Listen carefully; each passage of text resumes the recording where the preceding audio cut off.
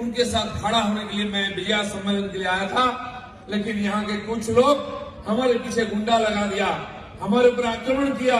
हमारे जो मित्र थे, मनोज भाई यहाँ है, और भी सागर था, हमारे उपाध्यक्ष और जयप्रकाश मजुमदार, मेरे ऊपर उन्होंने आक्रमण किया।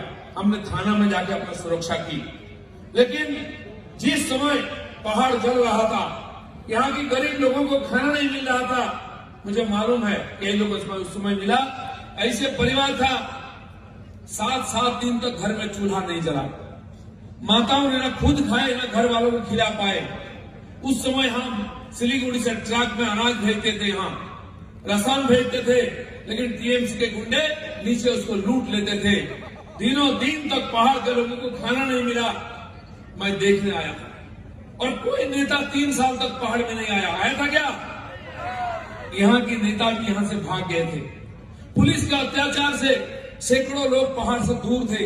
आज भी कई सौ लोग पहाड़ में घुस नहीं पाए, उनके ऊपर 50-50 केसेस हैं। ऐसे कुछ हमारे मित्र यहाँ बैठे हैं जिनके ऊपर 50-50 केसेस हैं, लेकिन उन्होंने भी पहाड़ वासियों को नहीं छोड़ा, इतना अत्याचार झेला, फिर भी साथ है। फिर एक बार परिवर्तन के लिए भाजपा का झंडा अपने हाथ में उठाए हैं। इसलिए फिर एक बार मैं आया।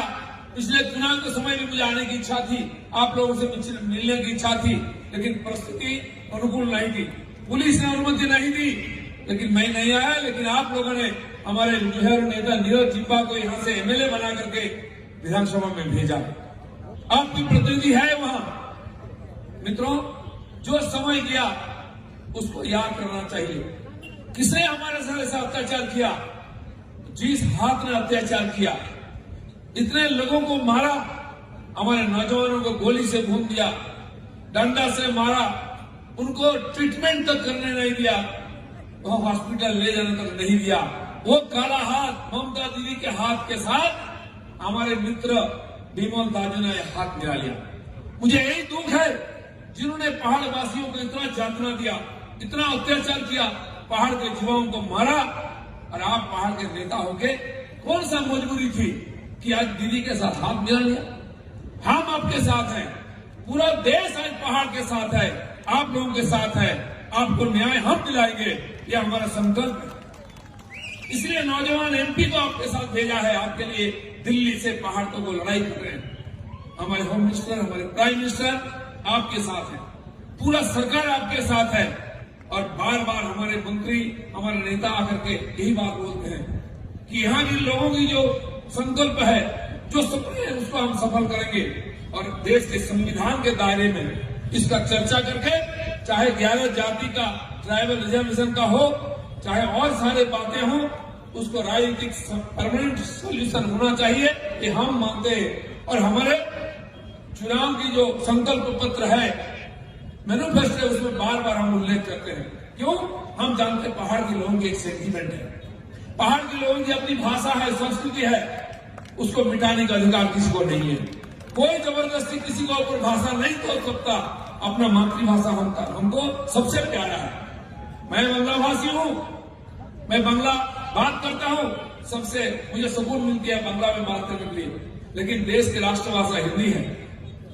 यहाँ की लोगों की भाषा नेपाली है, मुझे भी नेपाली उतना ही प्यारा है जैसा हिंदी प्यारा है, जैसा बांग्ला प्यारा है। हर भाषा का बराबर मर्यादा सम्मान होना चाहिए, और हमारी संविधान भी अधिकार देती है, और हम उसको मानते हैं।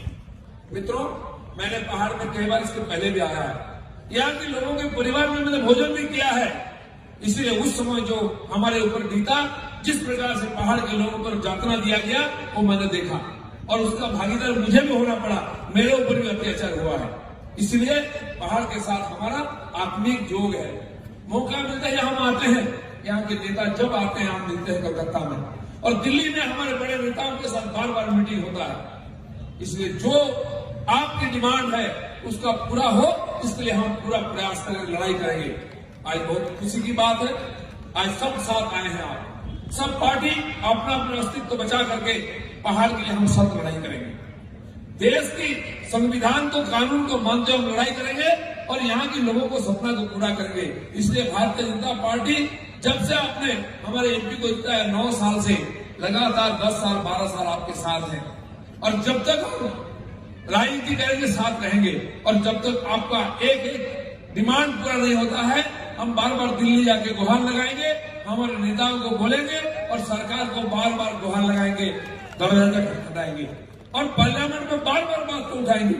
आपका युवा सांसद हर दिन कोई ना कोई पहाड़ का विषय लेके खड़ा हो जाते हैं और वहां बोलते हैं, आप सुनते भी है, क्योंकि यहाँ के लोगों की डिमांड अभी तक अधूरा है, लोगों की सपना अधूरा है, लोगों का अधिकार अधूरा है।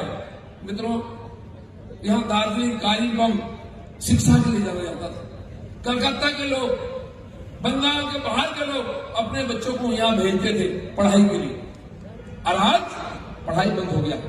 जैसा कि राजू जी ने बोला, स्कूल को मार्केट में बंद कर दिया गया, बदल दिया गया है। तो आज यहाँ के लिए भी पढ़ाई किसी नहीं हो रही है। पूरा बंगाल का शिक्षा विभाग खत्म हो गया है और लोगों को यहाँ भेजने की इच्छा नहीं होती। एक बार जिंदगी में कोई भी बंगाल का आदमी दार्जिलिंग आना चाहता है, ये सपना होता है, एक बार जाएंगे दार्जिलिंग देखेंगे। लेकिन आज लोग घबराते हैं आने के लिए। पिछले 3 साल से टूरिज्म डगमगा गया है और टूरिज्म हमारे यहाँ के लिए सबसे बड़ा आमदनी का माध्यम है। लाखों हजारों युवा जिनको काम नहीं मिलता,